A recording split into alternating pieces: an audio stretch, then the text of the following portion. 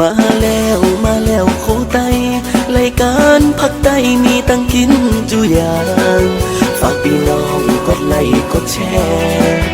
ฝากพี่น้องกดไลค์กดแชร์เพื่อเป็นแห่งใจคือรายการโคไตไม่สนุกนะยินดีครับตอนเข้าสู่รายการโคไตกันนะเหมือนในโคไตเขาก็มีอย่างกะเขาติดมาเฮ็ด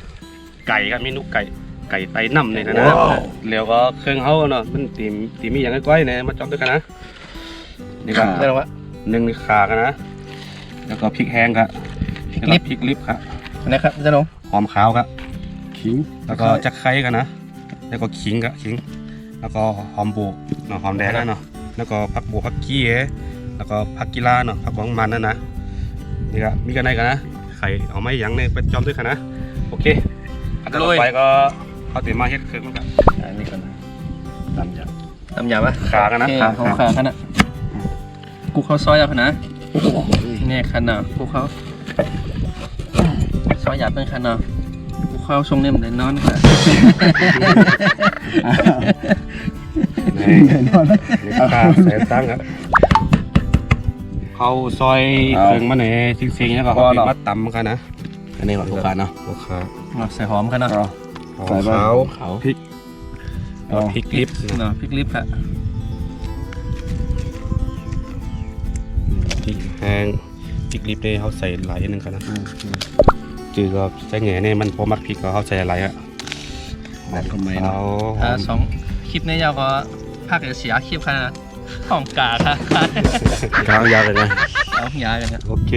กายาวเขาทำมากเลยก็เขาใส่กันนั่นเนาะเคยไม่ได้ใส่หลายคือก็แค่หอมแค่หวานนะใช่มันไก่สมุนไพรอ่ะแล้วก็ขั้นตอนต่อไปก็พวกเขาซอยเลยหอมแดงนะโอ้หอมแดงเนาะบินตรงมาจากประเทศจีนว่ะพี่ตีเลยคิดโลกมาจำขนาดนั้นพาวิทปากแท้โคโรนานะโคโรนาบ้าบอกโคตรตามไหมเหรอทำมั่งเลยนี่ครับกุ๊กเข้าเลยตำมั่งเลยครับกังตำมันตียาวปนนี่ก็หัวขาเนี่ยนะ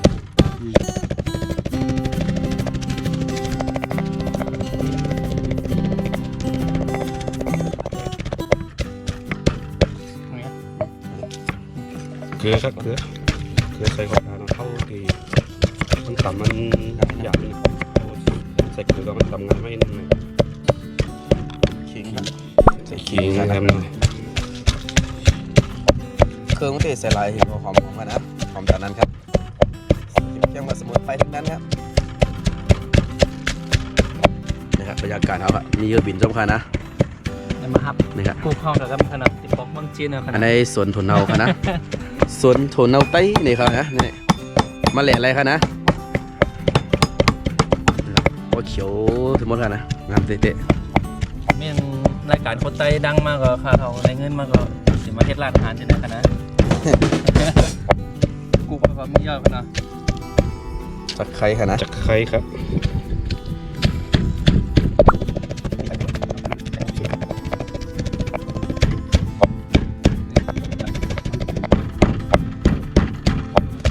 หอมแดง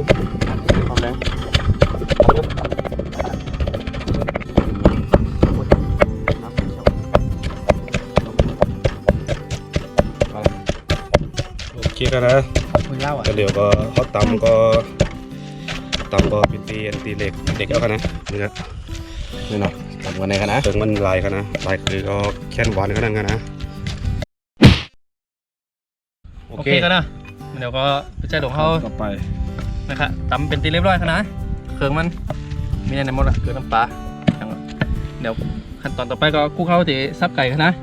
สับไก่เลยเนาะลงมือค่ะสับไก่แล้วก็เขาติดเครื่องที่กระสุนเลยกันเนาะนี่ค่ะสับไก่อย่างถูกวิธีตัวค่ะวันนี้สิค่ะนะ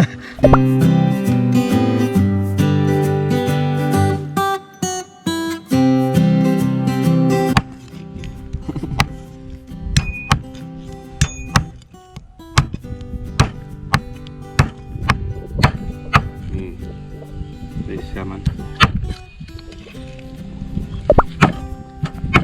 สับไก่ก็ไทยกันนั่นแหละ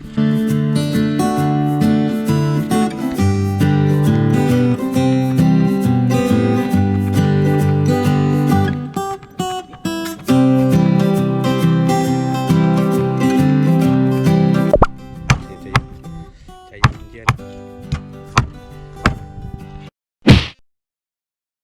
โอเคครับแต่เร็วก็นึกไก่เขาก็กกเป็นปัดเยี่ยวหน่อยครับนะอันต่อไปก็เขาตีเอาเคยมันมืดศูนย์เนาะศูนย์แล้วก็ใส่เกลือน้ำปลาใส่ซอสใส่อย่างนี้เนาะ ลงหม้อครับ เขาตีมาศูนย์แล้วก็เขาตีเอามาตั้งไฟเนี่ยครับแต่เร็วก็มาตัวกุ๊กเขาเนาะเขาตีจื้อเนี่ยก็ตัวครับ แล้วครับ ใส่เข้าไปนี่ก็ขั้นตอนแรกก็เอาไก่เนาะ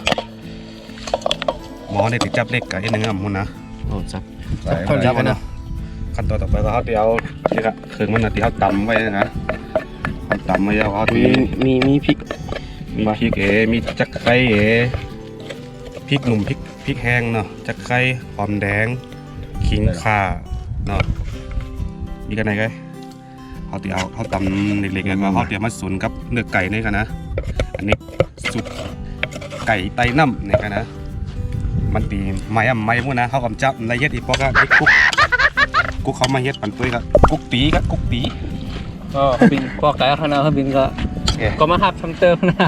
ใส่เกลือน้ำปลาเนาะ ใช่เติมมาน้ำมัน ก็เอากุ๊กเข้ามาเลยใส่เกลือน้ำปลาใส่น้ำมันใส่ซอสหอยแล้วอันนี้ใส่กุ้งเยอะกันนะนี่ซอสปลาเขียวแล้วก็ซอสหอยแล้วก็นี่ทิพรสแล้วก็น้ำมันเกลือน้ำปลาเนี่ยครับนี่ใส่ปากนึงกันนะไก่ประมาณโตปลายนึงครับนี่ครับแล้วก็เอาเกลือเนาะ ไก่ซอสใส่ซอสแซ่บของมันนะ ไก่ใส่ละเอียดนึงหน่อที่มือเขาตำเครื่องมันนะ ใส่ไม่ได้ ใส่แต่น้ำปลานึงกันนะ น้ำตาลอะไรน้ำปลาโอ้สุดรสอีก ชูรสอันนี้น้ำปลาครับ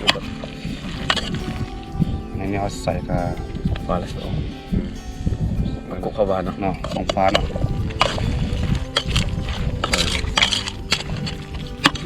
แล้วก็ซอสฟ้าเขียวเลยครับฟ้าเขียว ใส่จริงนะ ใส่หวานใส่ลายก็หวานเลยครับกูบอกนะ เอากุ๊กข้าวหวานสินะ เอาไว้สิครับแล้วก็ซอสหอยซอสหอยนางรมเนี่ยครับ ใส่ไป นี่นะ แค่นั้น ใส่ประมาณถึงปากเนี่ยครับ คน อันนี้ที่ปลาลดใส่ครับที่ปลาลด ปามใส่แล้วนะ อันนี้เราสุนนี่มันเข้ากันนะสุนนี่มันเข้ากันแล้วเขาเตรียมมาตั้งไฟเนี่ยครับชิม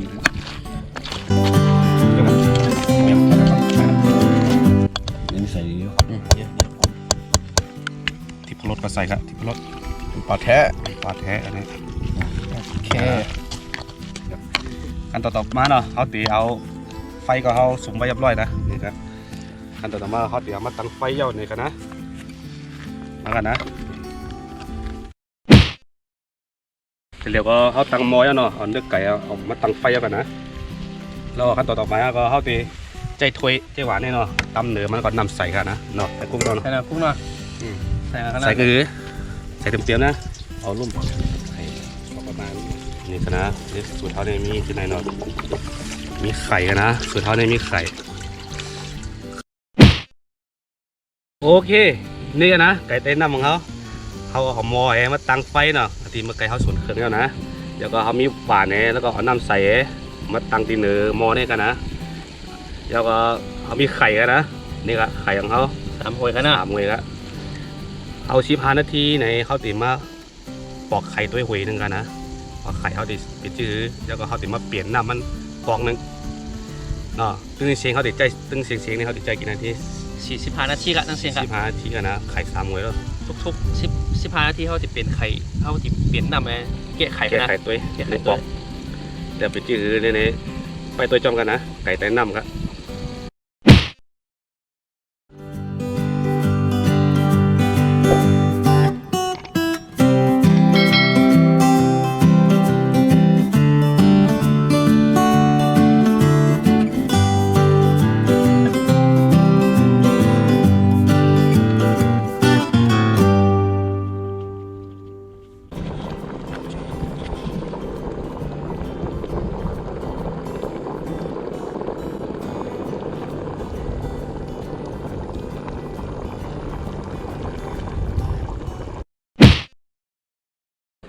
โอเคครับเดี๋ยวก็ผ่านกว่า15 นาทีเอาเลยกันนะนี่ก็น้ำเลือดแล้วกันนะ เดี๋ยวเขามาตักไข่ตัวกันนะ ไข่ตัวหวยหนึงก็ แล้วเขามาเปลี่ยนน้ำเนาะก็ เอามาเปลี่ยนน้ำกันนะ 2 หวยกันเดียวไข่แนวใส่เปลือกอย่างในต้มเหมือนน้ำปุ๋งนั่นน่ะเจียงตุงนั่นน่ะเนาะ ไข่ในซุกนี่เลยนะเขาติดต้องไก่ไต้น้ำนี่มันติดอะไรกินไข่จอมเนี่ยกันเดี๋ยว15 นาทีนี่ไข่เขาติดเป็นจื้อนี่เขาติดมาเกะด้วยเนาะแล้วก็เขาติดมาเปลี่ยนน้ำของไก่ไต้น้ำตัวนี้อันนี้นะ อันนี้เอาไว้ในนั้นนะโวยนั่นนะ นี่ก็ตามนี้เขาติดจอมกับตัวพี่จ้าเงี้ยกินไข่ด้วยเกะไข่ด้วยครับอันนี้15 นาทีผ่านกว่าแล้วนะเขาติดมาลองตัวไข่กับไข่ติดเป็นจื้อซุกคำซุกอันไหนกันนะอันนี้ก่อนที่เขาไปไก่ที่ซุกนี่กันนะ ในขณะมันดูกาน่ะ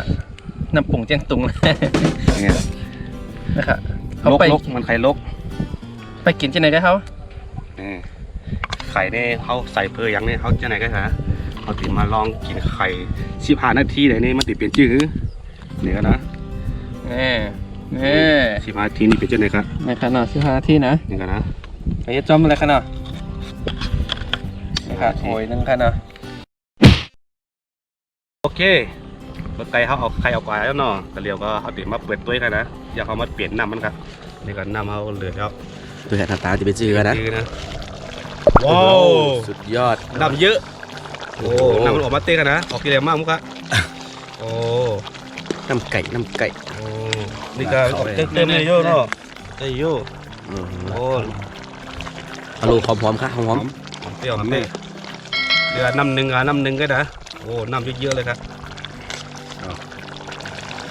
โอ้น้ำเยอะๆเลยโอเค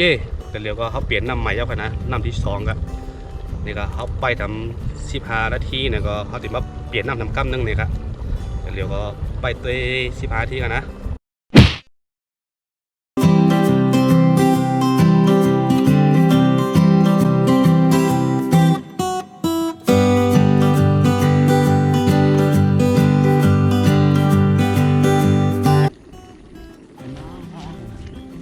โอเคครับเนาะมาเร็วก็ผ่านมา30 นาทีแล้วนะเอาเนี่ยมาเปลี่ยนน้ำนะครับดีมาแก้ไขตัวเองเพราะมันเป็นซุปจืดเนาะ มันติดซุกจื้อเนี่ยครับอันนี้เอามาจำด้วยไข่แล้วก็เขาติดมาลดเปลี่ยนน้ำกันแล้วนะ ยกตัวขนาดปลา2 ตัวนกไงมีกาไก่ขนาด โอ้ยอด เอาโลนี่แตกกันเดียวซุกกันเดียวเยอะนะออมซุกอ๋อซุกอีกนึง ซุกอยู่นะอ๋อนี่ซุกกว่าเดิมมาไกลนิดนึงนะ ซุกเดิมมาไกลนึง ฮอนเตะนะน้ำมันเดือดเตะครับเตะไก่นะตาไปที่ไหนครับน้ำเริ่มแห้งกว่านิดนึงครับไก่น้ำลายก็เต็มหม้อแล้วนะแต่เดี๋ยวเริ่มมาน้ำที่2แล้วน้ำที่2ก็เริ่มแห้งมาเย้าเลยนะกลับมาเขาติดเอาน้ำใส่ไปใหม่แล้วเขาติดตั้งมือวันใหม่ครับแล้วก็รอบที่3เนี่ยพร้อมกินแล้วเยอะเนาะ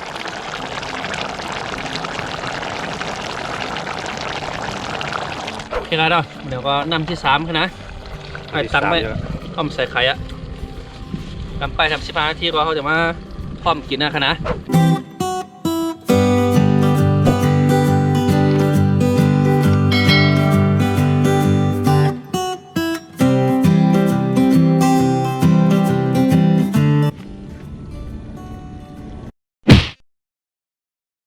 โอเค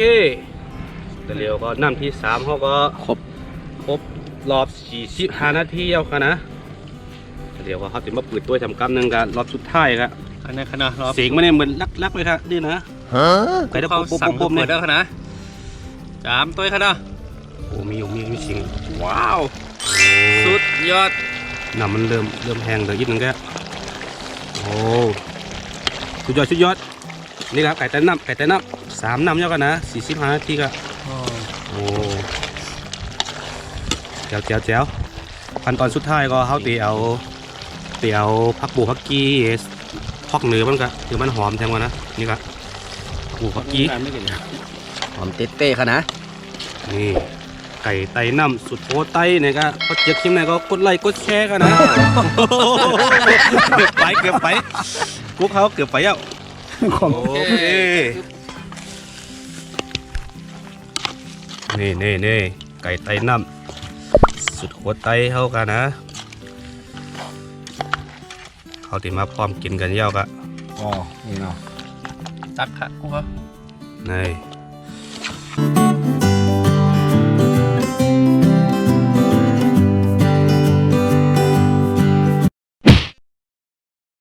โอเคเขาเตรียมมาพร้อมกินกันเยอะนะครับนะ ไก่ ไตน้ำนะ ไตน้ำกันนะ ไตแง่จิ้มตั้งอะ อ้าวกูก็ เอากูอะ กูก็ตั้งเลย หอมกันนะ เนี่ยนะ เรื่องหอมเนี่ยมันต้องบอกครับไม่แล้วกิน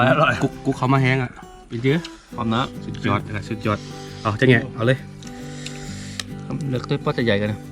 อันนี้ นี่กัน นี่ นะ ขนาดเรื่องหอมเนี่ยมันจังบอกนะเอาหน่อยซุ่มมันนั้นครับทางคิวว่า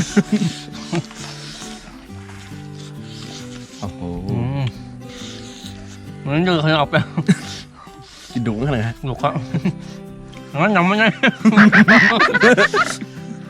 อารม โอ ณ์ เคสุดยอดนะ หวานหวานแต่ลูกน้ำนำอันนั้นจ้าแต่ขนาดเอาไหม นี่รอวันนี้รอ เนี่ยเอานี่กันเป็นมาตุ่ม หอมกับหอม โอเค จอมเตะจอมเจงเงียเตะเป็นจืดนะหวานเนี่ยเตยตาเตยนาวครับ นี่กันยอดนะรสชาตินุ่มนะรสชาติเขาพริกเขาเนื้อเขาขิงเขากับแถวในไก่เขาแถวในโซฟาก็นะสุดยอดสุดยอดละคลิปนั้นแหละ มันก็อาคารแล้วนะนี่พอถึงเล็กอ่อนตีพอจะใหญ่ตีมินเนอร์นะเนื้อเนี่ยเนาะหอมมันหอมเนาะ หอม ไก่น้ำมันหอมเตี้ยครับเยี่ยมหอมมันหอมเครื่องหอมจิ้มหมดเนาะบ้านมาถูกกันแล้ว มันเหมือนเนื้อหมูอุบมานั่นนะ มันหอมมันด้วยนะเนาะ ยอดอ่ะ อ๋อเจียวไข่น้ำเนี่ยยิงจามกินในพวกกันนะเนี่ยเฮ็ดกำไรเฮ็ด โอ้เนื้อแน่นนุ่มเลยไก่เคฟซีเท่านั้นนะ น้ำเตี้ยสุดยอดกดจะเก็บนะครับกดไลค์ครับกดไลค์ ที่เราควายกันนะ นี่เราค่อยกุ๊กตีเอามาเฮ็ดปันจิ้มกันนะเครื่องมันในอย่างนี้กุ๊กตีมันเป็นคนบอกเชียงว่านะเขาได้เป็นคนลงมือจอยเฮ็ดข้ามาอร่อยแล้วมีที่ไหนมั้งล่ะ นี่ก็ได้ใหญ่ครับ ขาดอย่างเดียวก็ ขาดน้ำ นึก ซ่า ใคร ขาดน้ำซา ซาได้ไง ยอด กินเอากินได้แล้วนะ คนถ่ายมันกินแล้วเนาะ ตากล้องน้ำตาไหล น้ำลายไหลครับ น้ำตาไหลอ่ะไม่อยากแล้ว เสียดายมีข้าวเหนียวครับเขาลืมออกมาเนี่ยมีข้าวเหนียวชุดยอดเลยไก่ฮ้อนๆครับข้าวเหนียวครับ